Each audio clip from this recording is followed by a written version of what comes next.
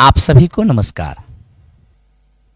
आज मैं आपके लिए बिहार एसएससी सीजीएल 3 परीक्षा 2022 पर डिस्कस करने आया हूं।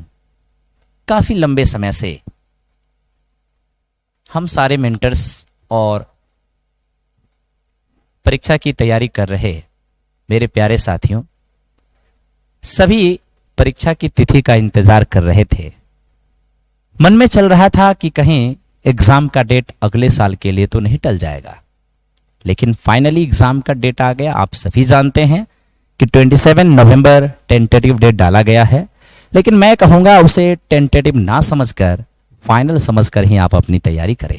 आप अपना प्लान बनाएं, रोड मैप बनाएं, स्ट्रेटजी बनाएं, क्योंकि बिना स्ट्रेटजी तो आप कुछ कर ही नहीं सकते हो, है ना। हर चीज का अपना एक रोड मैप होना चाहिए, प्लान होना चाहिए।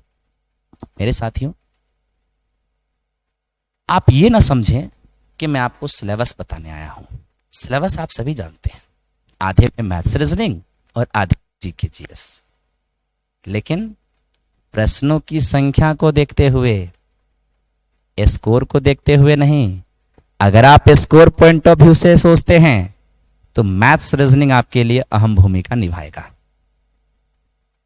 मेरे साथियों, मैं जो आपके सामने स्ट्रेटजी डिस्कस करूंगा, प्लान डिस्कस करूंगा, हो सकता है कि आप में से किन्हीं को अच्छा नहीं लगे, तो जिनको अच्छा लगेगा वो एक्सेप्ट करिएगा, और जिन्हें नहीं अच्छा लगेगा वो सुना कर दीजिएगा। बाकी मेरी बात अगर कुछ बुरा लगे तो हमें माफ कीजिएगा, ठीक है। साथियों, आधे में जो मैथ्स रीजनिंग है और आधे में जो आपका जीके जीएस करंट है, आपका प्लान ऐसा सेट होना चाहिए कि 75 मैथ्स रीजनिंग में 70 प्लस स्कोर किया जाए। अगर आप 70 प्लस स्कोर का प्लान नहीं करते हैं तो यकीन मानिए बिहार एसएससी सीजीएल 3 परीक्षा 2022 आप होर में नहीं रहेंगे। मैं थोड़े कड़े शब्द का प्रयोग कर रहा हूं, लेकिन जो सही होगा मैं कोशिश करूंगा वही बोला जाए। जरा सोचिए, जो बच्चे सेंट्रल गवर्नमेंट की जो एसएससी का एग्जाम होता है, खास तौर पर ग्रेजुएट लेवल एसएससी सीजीएल, जो बच्चा उसकी तैयारी कर रहा है, आपको क्या लगता है कि बिहार सचिवालय के एग्जाम में वो 75 मैथ्स रीजनिंग में मिस करेगा? नहीं करेगा। जब वहां वो सीजीएल मेंस में जहां 100 क्वेश्चन 2-2 नंबर के 200 नंबर के मैथ्स आते हैं मेंस में, वहां जब वो 200 में 200 स्कोर कर देता है, 200 में 200 स्कोर करने का मादा रखता है, तो क्या इस तरीके के बच्चे अगर यहां फॉर्म फिलअप किए हैं तो क्या यहां वो मिस करेंगे? नहीं करेंगे। जो बच्चे बैंक की प्रिपरेशन कर रहे हैं, तो आप ये जान लीजिए कि बैंक की प्रिपरेशन करने वाले बच्चों का अरिथमेटिक नंबर सिस्टम, कैलकुलेशन और रीजनिंग, खास तौर पर रीजनिंग में तो वो परफेक्ट होते हैं। क्या वो 75 में मिस करेंगे? नहीं। तो अब आप ये कहेंगे कि सर वो मैथ्स रीजनिंग में उधर 75 में 75 कर देगा तो हम इधर जीके जीएस में उसको पछाड़ देंगे। मेरे साथियों, तो क्या जीके जीएस उसका लुल होता है? इस भ्रम में ना रहें, इस भ्रम में आप बिल्कुल मत रहिए। मैं आपको डरा नहीं रहा हूं। मेरे साथियों, मैं पिछले 1 महीने से एनालिसिस कर रहा हूं। जो बच्चे ऑफिस आते हैं और एग्जाम के बारे में डिस्कस करते हैं, जब मैं उनसे पूछता हूं तो बच्चे बड़े आराम से जवाब देते हैं कि सर 50 रीजनिंग में तो 40-42 तो कर ही लेता हूं, 25 मैथ्स में 15 से 18 तो कर ही लेता हूं।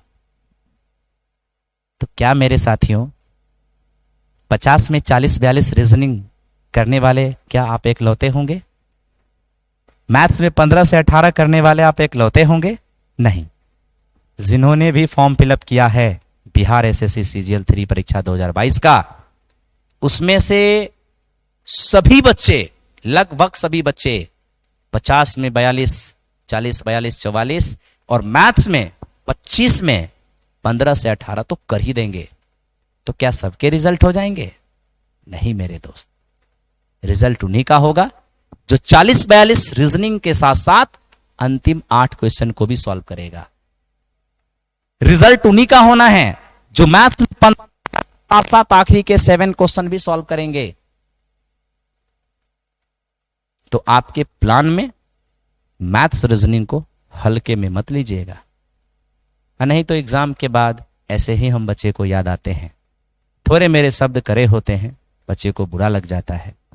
मेरे साथियों, मैं मैथ्स रीजनिंग को बढ़ा चढ़ा के पेश करने नहीं आया हूं।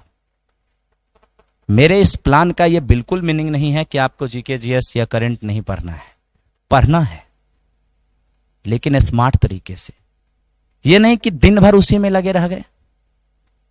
तो अगर आप दिन भर जीके जीएस में लगे रह जाएंगे तो भी सचिवालय नहीं होगा, और दिन भर मैथ्स रीजनिंग में लगे रह जाएंगे तो भी सचिवालय नहीं होगा। पढ़ना आपको दोनों ही है, लेकिन प्लान सेट करके, ठीक है। तो मेरे साथियों, बाकी आप खुद समझदार हैं। मैं आपकी क्या मदद कर सकता हूं इस एग्जामिनेशन में? मैं मैथ्स पढ़ाता हूं, आप सभी जानते हैं, तो मैथ्स से मैं आपकी सेवा कर सकता हूं।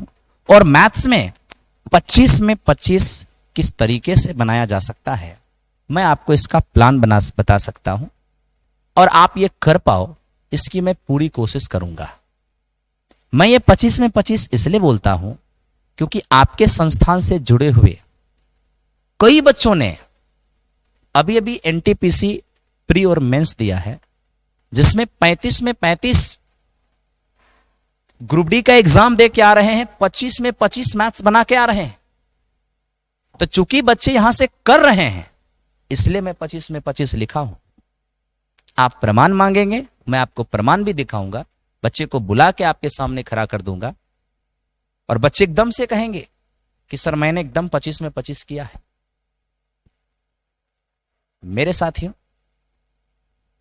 आपको इस चैनल से मैथ्स, रीजनिंग और जीके जीएस तीनों ही फॉर्मेट में हेल्प किया जाएगा। ऐसे आप सबों के लिए मैथ्स और रीजनिंग का जो कंबाइंड प्रैक्टिस सेट स्टार्ट किया जा रहा है, वो 12 सितंबर से, यानी सोमवार से 12 सितंबर से शाम में 7 बजे 7 से 8 मैथ्स टेस्ट होगा और 8 से 9 रीजनिंग का टेस्ट होगा। पूरी कोशिश हम लोगों का ये रहेगा।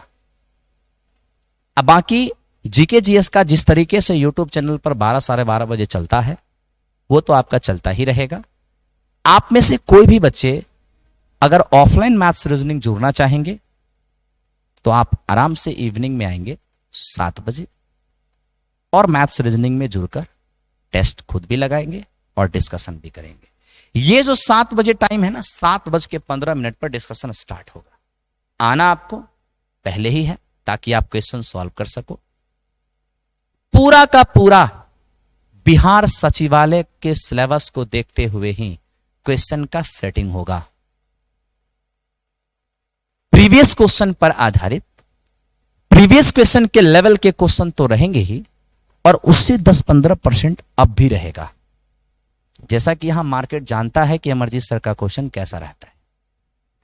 अपना तो बस एक ही प्लान रहता है कि बच्चे वहां से छोड़ के ना आए, इसलिए टेस्ट में वो क्वेश्चन तो देता ही हूं जो प्रीवियस है, और उस पर आधारित जो क्वेश्चन यहां सेट होता है वो प्रीवियस लेवल के भी होते हैं और उससे अप लेवल का भी होता है, जो आपकी कॉन्सेप्ट को पूरी तरह से क्लियर कर देता है और आपके ब्रेन को शार्प बना देता है। मेरे साथियों, मिलते हैं 12 सितंबर को शाम में 7 बजे। जो बच्चे पहले से जुड़े थे और जो बच्चे नए जुड़ना चाहते हैं, एक बार फिर बता देता हूं, 7 से 9 में मैथ्स रीजनिंग का टेस्ट इवनिंग में होगा, जिसमें 7 से 8 में मैथ्स होगा और 8 से 9 में रीजनिंग होगा। और जीके जीएस में जो आपका डिस्कशन आपको दिया जाता है वो भी एकदम सचिवालय बेस्ड होगा, और 12:30 बजे दिन में उसका डिस्कस होगा। Thank you very much. बाकी मेरा बात कोई बुरा लगा हो उसके लिए आप हमें क्षमा करेंगे। धन्यवाद, थैंक यू। बाकी आप लोग कमेंट में जरूर लिखेंगे कि आप सभी को हम लोगों की ओर से क्या चाहिए, अगर कुछ उम्मीद कर रहे होंगे तो कोशिश करूंगा उसे जरूर पूरा किया जाए। कमेंट में अवश्य लिखेंगे। कोई डिमांड वगैरह होगा आपका, होता है एग्जाम जब डेट दे देते हैं तो बच्चे परेशान हो जाते हैं, क्या पढूं कैसे पढूं, तो उसके रिगार्डिंग अगर आप कुछ चाहिए होगा तो आपकी इच्छा अगर कुछ होगी तो आप कमेंट में जरूर लिखेंगे। Thank you.